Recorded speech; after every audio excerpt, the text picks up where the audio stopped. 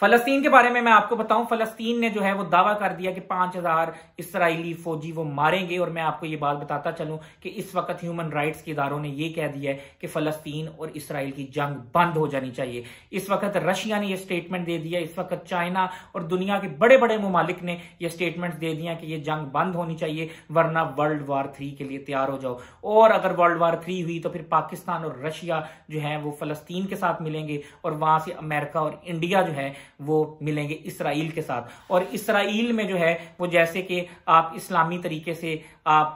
अगर स्टडी करें तो कहा जाता है कि ये जंग लगनी थी, और ये जंग जब लगेगी तो फिर हजूज मजूज जो कहा जाता है वो भी इधर ही कोई इलाका है जहां से वो निकलेंगे। और खरासान के बारे में भी आपको पता है कि वहां से जो है वो एक काफिला आएगा अफगानिस्तान खरासान से, और फिर वो जो है मुसलमानों के साथ मिलेगा और फिर गजवा हिंद होगी। आगे आपको बताऊंगा कि एक अमेरिकन फौजी जो है वो रिटायर्ड जो है वो गए थे वहां पर इसराइल, और वहां पे एक पार्टी में वो डांस करते रहे फौजियों के साथ और जश्न मनाते रहे कि ये जो दर्दनाक तरीके से मारा जा रहा है फलस्तीन बच्चों को, फलस्तीनी औरतों को, फलस्तीनी नौजवानों को। और फिर मैं आपको ये बात बताता चलूं कि उन्होंने जो है उनके अस्पताल पर भी हमला किया। हालांकि यूनाइटेड नेशन ये कहता है और ह्यूमन राइट्स के इदारे ये कहते हैं कि अगर जंग हो तो सहाफी को आप नुकसान नहीं पहुंचा सकते, आप डॉक्टर को नुकसान नहीं पहुंचा सकते, आप अस्पताल को नुकसान नहीं पहुंचा सकते। लेकिन इन्होंने फिर भी जो है वो जुल्म ढाया मुसलमानों के ऊपर, और वहां पर जो है वो लोगों को काटा जा रहा है और यहां पर जो है वो जश्न मनाया जा रहा है। और ये जो लोग हैं ईसाई, और ये जो लोग हैं अमरीकी, और ये जो लोग हैं अमरीका के पार्लियामेंट के, ये लोग बारी बारी जाते हैं इसराइल में और वहां पर जाकर जश्न मनाते हैं। इनको शर्म से डूब मरना चाहिए, बल्कि बाकी जो मुसलमान हैं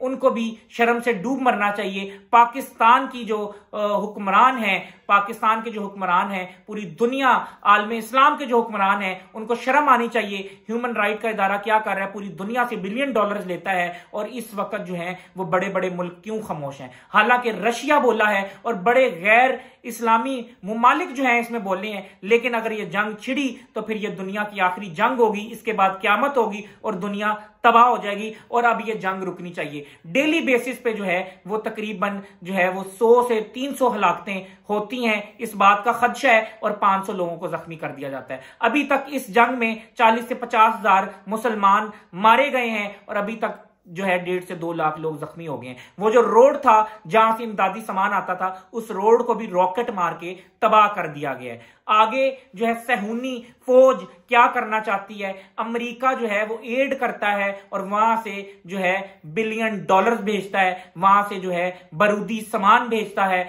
वहां से जो है वो ट्रक भर भर के जो है राइफलों के भेजता है, बमों के भेजता है, वहां से ट्रक भर भर के जो है वो असले के भेजता है, और कहता है कि फलस्तीनी बच्चों को मारो। और फिर जब वो उनको मारा जाता है, उनको जख्मी किया जाता है, तो फिर उनके जो है मरने पर जो है जश्न मनाया जाता है, और फिर जो है ये लोग नाचते हैं, शराब पीते हैं। और मैं आपको ये बात बताता चलूं कि ये जो है मेरे ख्याल से मुसलमानों के लिए लम्हा फिक्री है। अगर आज तुर्की, पाकिस्तान और ये दूसरे मुमालिक सऊदी अरब अगर इकट्ठे हो जाएं और एक दफा आंखों में आंखें डालकर और ठोक कर ये बात बोल दें कि जी ये जंग रुकनी चाहिए, वरना हम तुम्हें इसराइल नहीं छोड़ेंगे। वहां से यमन बॉर्डर से, इराक से, लीबिया से जो है वो रॉकेट दागे जाते हैं इसराइल पर, थोड़ी सी मुजाहमत दिखाई जाती है, लेकिन फिर वहां से क्रॉस फायरिंग में बड़े लोगों को जो है निशाना बनाया जाता है। लेकिन इस वक्त जो मजबूत मुमालिक हैं जैसे कि पाकिस्तान, जैसे कि सऊदी अरब, जैसे कि ईरान,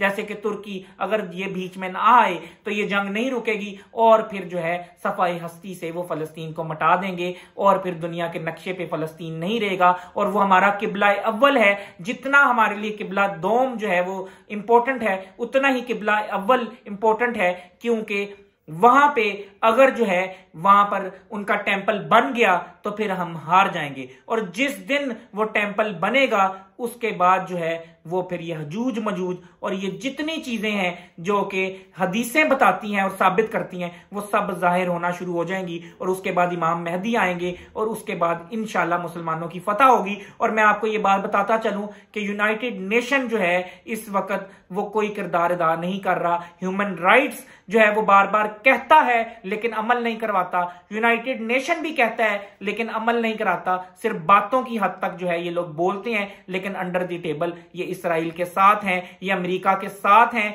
और हमें शर्म आनी चाहिए और इनकी प्रोडक्ट्स का बायकॉट करना चाहिए। क्योंकि अगर पाकिस्तान में या दुनिया के किसी भी इस्लामी मुल्क में अगर इनकी प्रोडक्ट को खाया जाता है तो फिर वो उसका प्रॉफिट इनको जाता है या उसकी रॉयल्टी इनको जाती है, और जब वो इनकी मईशत मजबूत होती है तो फिर ये फलस्तीन को नुकसान पहुंचाते हैं और फलस्तीन के बच्चों को मारते हैं, उनकी बेटियों की इज्जत को लूटते हैं।